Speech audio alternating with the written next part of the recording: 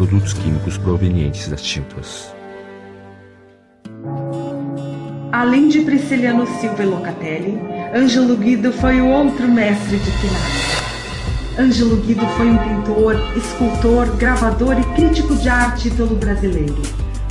Por volta de 1900, iniciou seus estudos no Liceu de Artes e Ofícios de São Paulo. Em 1912, decorou o Salão Nobre do Instituto Histórico e Geográfico, em Salvador. Mudou-se para Porto Alegre em 1925, onde escreveu crítica de arte para o jornal Diário de Notícias e se tornou diretor da Escola de Artes do Rio Grande do Sul, entre 59 e 62. Era um artista conservador, embora fosse a favor do nacionalismo, presente no emergente movimento modernista.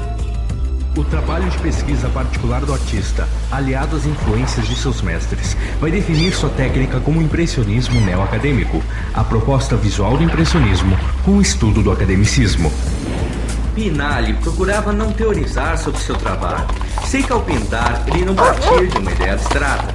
Estava sempre aberto à observação e experiência com as tintas.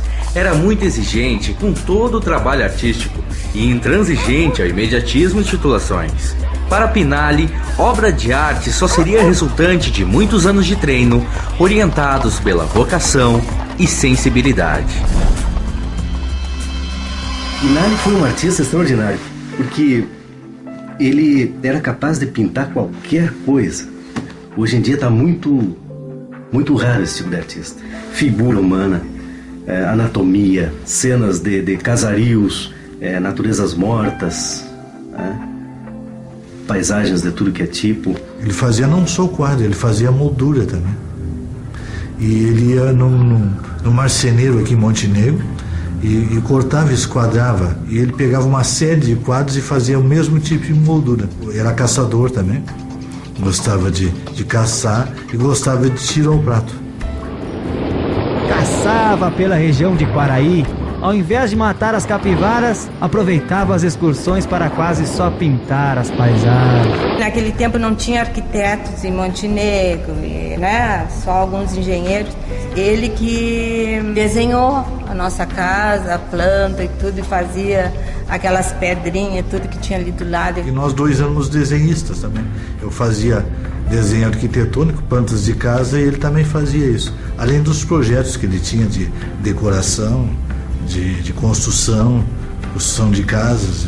Evidentemente que a gente fazia as plantas de casa sob orientação do engenheiro ou dos técnicos.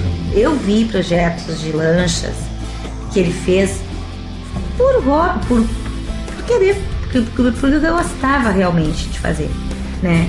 Em Montenegro mesmo. Olha, eu projetei uma lancha assim, não sei, dá uma olhada, Janine, o que tu acha, né? Quando criança ele já mostrava tranquilamente que ele tinha o dom, que ele já havia nascido com esse dom, né? E pintava com carvão as paredes da casa da minha avó, e aí ela resolveu fazer um galpão para que ele pudesse expressar toda a sua arte, né? Pinali desenhou com carvão até os 27 anos, quando residia em Porto Alegre com sua primeira esposa, Vedete de Belluc, e sua primeira filha, Janine. Em 1956, iniciou-se na pintura a óleo, realizando uma série de manchinhas espatuladas, reunindo 130 paisagens terrestres e fluviais das cidades de Montenegro e Porto Alegre, além de naturezas mortas, em sua primeira exposição ao público, na Casa das Molduras. Todo o grande artista, ele começa pintando direto do modelo, né? Mas ele vai desenvolvendo a sua arte, vai desenvolvendo, vai criando a sua própria arte, e chega ao ponto que então ele trabalha no ateliê. Aqui era aquele artista incansável, buscando a inspiração, o tema de sair na rua e gostei disso aqui, eu vou pintar isso aqui, quer dizer, aquela inquietação que todo artista tem, né? Mesmo se caracterizando Pinali como o pintor de Montenegro, ele não tinha um estúdio. Posteriormente, ele montou o seu estúdio, que tinha inclusive assim vidro na frente, as pessoas passavam e viam ele pintando. O estúdio funcionava na frente da casa Ele morava nos fundos, né? Eu era uma apreciadora do trabalho do Pinali, como na época que ele circulava pela cidade, estava ali pelo café e a gente via as pinturas dele, tinha exposições da obra dele. Eu estava cursando nessa época a Faculdade de Artes Visuais, né? Eu tinha o Pinali assim como uma pessoa muito importante na cidade por ser artista. Ele era um observador da natureza, ele era um observador das pessoas, tanto que ele desenhou com muita precisão, né, várias pessoas aqui da nossa cidade. E eu passava sempre para a escola na frente do ateliê de Enio Pinali. Certa ocasião, ele me chamou e me perguntou se eu gostaria de posar para ele. Fiquei um pouco intimidada. Falei para minha família e eles não aprovaram. 2 anos depois, ele insistiu no convite. Nossas famílias já tinham mais intimidade e então eu aceitei. Posei para ele 3 ou 4 vezes em seu ateliê. 1 mês depois, o quadro estava pronto. Quando eu olhei, disse: "Essa não sou eu? Não é assim que eu me vejo?" E Enio retrucou: "Mas é assim que eu te vejo." Foi o primeiro que ele pintou em retrato. A mãe serviu de modelo, sim. Em algumas telas antigas mesmo. Pinali pintou diversos nus. Sua modelo em várias ocasiões foi a jovem Lorena Ribas, que iria se tornar, no futuro, sua segunda esposa. Pinali foi um pintor com tendências neoclássicas, resolvido a viver da arte em um período onde a arte moderna e abstrata ganhava cada vez mais importância. Mesmo expondo em diversas galerias de Porto Alegre e região, o estilo de pintura de Enio Pinali estava à margem das tendências da época. O resultado foi as diversas dificuldades financeiras por que passou. Inclusive pagava serviços com o seu trabalho. Por isso, muitos profissionais liberais de Montenegro têm seus quadros devido aos seus pagamentos feitos através do seu trabalho. Eu estava muito mal de dinheiro. Então até ele me falou: "Ai, vou botar uma malharia." Aí eu disse: "Ai, que bom, Pinali. A malharia pode ser que dê dinheiro, né? Mas tu entende? Não é fácil." E aí ele me procurou. Não tinha ninguém que conhecesse o ramo aqui. Aonde a gente tinha a malharia, ao lado ele tinha uma peça da casa. Um ateliê. Um ateliê.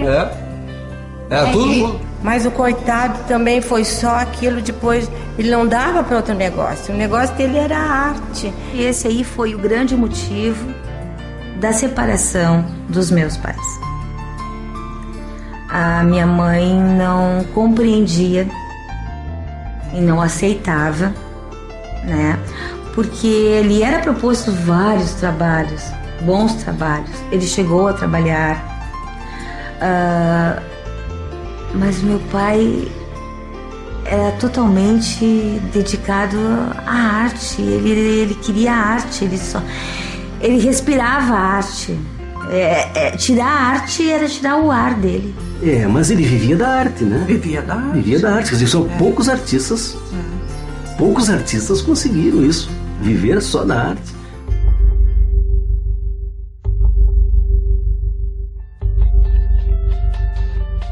O que eu conheci do meu pai até os 14 anos de idade, eu conheci através dos outros. Aquilo que me passava. Uma personalidade muito forte, né? Acho que todo artista deve ter uma personalidade muito forte. E ele tinha essa personalidade marcante, né? Muito opiniático também. Ele era um pouco descontente com o mundo das artes. Ele achava assim que ele se sentia meio deslocado no meio artístico. Ele achava assim que ninguém havia... valorizava. Aliás, todo mundo dizia isso. Mas é assim. Ele foi rotulado muitas vezes por várias pessoas assim de um homem prepotente. Na realidade, essas pessoas não o conheciam. Um homem que chegou a vender pastel de bicicleta, esse homem não é prepotente.